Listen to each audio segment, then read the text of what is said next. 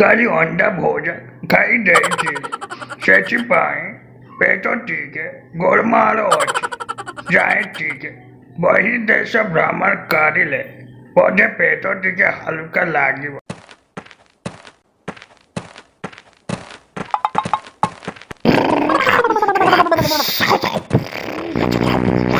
ଓହୋ ପେଟ ଟିକେ ହାଲୁକା ଲାଗିଲା।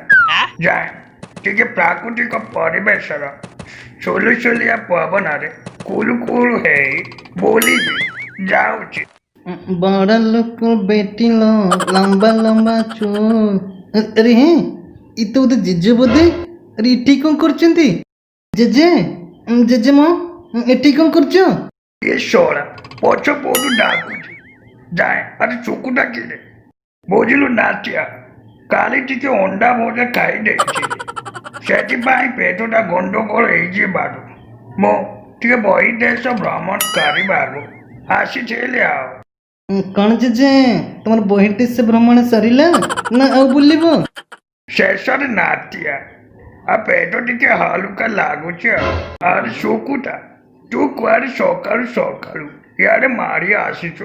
जेजे ତମେ ଖାଲି ଏକୁଟିଆ ବହିର୍ଦେଶ ଭ୍ରମଣ କରିବ ଆଉ ଆମକୁ ଆଉ ଲାଗୁନି ଆମେ ଆଉ ବହିର୍ଦେଶ ଭ୍ରମଣ କରିବୁନି ଶୁକୁଟା ମୁଁ ଶୁଣିବାକୁ ପାଇଲି ତୁ ସେ ଫୁଲିଆ ମାଷ୍ଟର ଝିଅ ଫୁଲକୁ ଭଲ ପାଉଛୁ।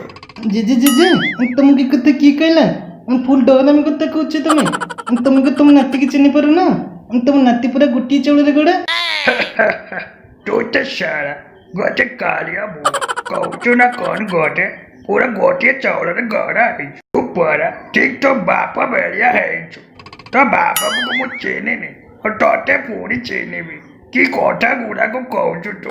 ତୋ ବାପର କାରନାମା ଯେମିତିକା ତୋର ବି କାରନାମା ସେମିତିକା ତତେ ମୁଁ ଚିହ୍ନିନି। ତୋର କଥା ଦାଣ୍ଡରେ ପାଡ଼ି ହାତରେ ଗାଡ଼ିଲାଣି କହୁଛି କନା ମିଛ କଥା। ଆଉ ହେଲା ଛାଡ଼ ସେ କଥା ଯେଜେ ଆଚ୍ଛା ଯେଜେ ଗୋଟେ କଥା ପଚାରିବି କହିବ अरे नातिया कौन पचारी में कथा पचारे ताते न कही कौन से फूलिया मास्टर जिया फूला को कही जेजे ତମେ ତ ଟୋକା ଟାଇମରେ ଭଲ ଖେଳ ଖେଳୁଥିବ ତମେ ତ ଗୋଟେ ଖେଳାଳି ଭଳିଆ ଲାଗୁଛ ସତ କୁହ ହଁ ଜେଜେ ଜେଜେ ତମେ ତମ ବୋଉର ଯେତକ ଥିଲା ସୁଁ ପାଉଡର ସବୁତକ ଲଗେଇ ସାରିଲଣି କ'ଣ ବୁଢ଼ୀ ଫୁଡ଼ି କୋଉଠି ଲାଇନ୍ କରିଛ କି बुझल नातिया तू पूरा चारी पांच रू गलण पूरा छोटरा हेलु ହଁ ଜେଜେ ଚୁପଚାପ କିରି କହିବ ନା କଚଟା ଭିଡ଼ି ଦେବି ଲାଗୁଛି ତୋ କଥା ନ କହିଲେ ଛାଡ଼ିବନି।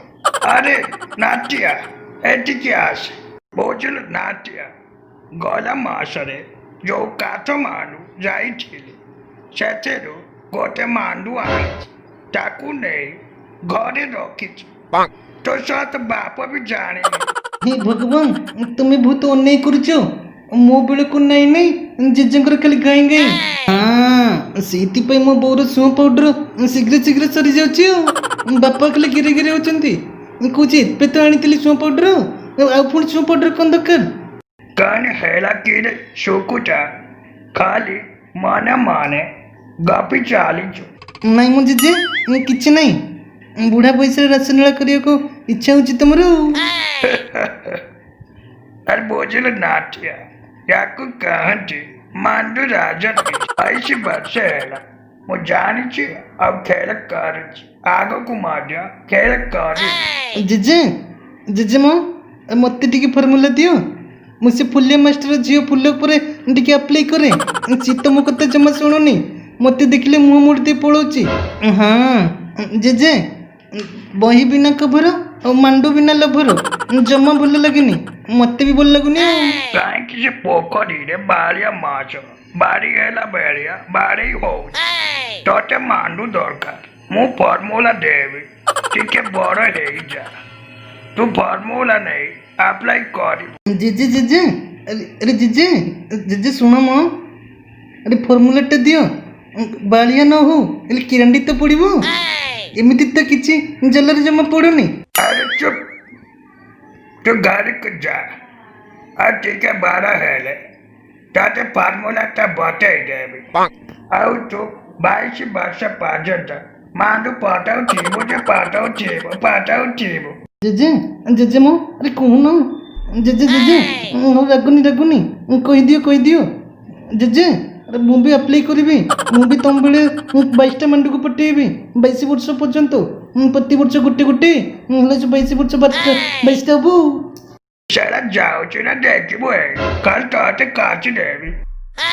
ଜେଜେ ମରୁନି ଇଲେ ବୋलो ପିଛା ବାଟିଗଲା ମୋ ଦେହ ମୋ ମୁଣ୍ଡ ସବୁଆଡ଼େ ବାଡ଼ି ଦେଖି ଦର୍ଜ କରିସାରିଲାଣି।